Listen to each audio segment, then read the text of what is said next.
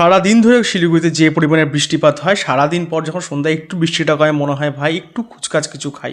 তাই জন্য আমি কখন আজকে বেরিয়ে গেছিলাম একটা প্রধাননগরে গিয়ে দেখি চিকেন শর্মার দোকানটা। আর শর্মা দেখলে পরে তো আমার ভাই I can't control myself.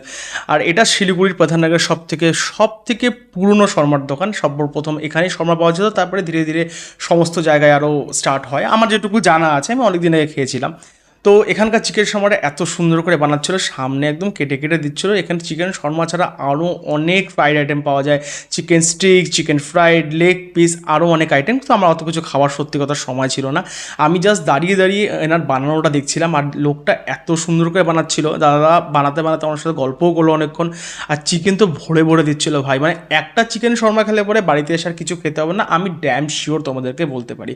R mayonnaise তো আমি খুব ভালোবাসি, তার সাথে একটা হোয়াইট একটা সস দিয়ে দিয়েছিল, তার সাথে ছিল একটা চিলি সস ছিল।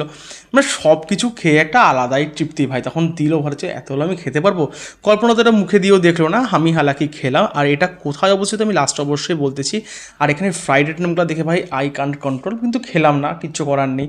একদম শিলিগুড়ির মার্কেট স্কুলের সামনে, যেটা আমাদের পিওর যেটা কম্পালসারি যাওয়ার রাস্তা, এখানটাই দোকানটাতে।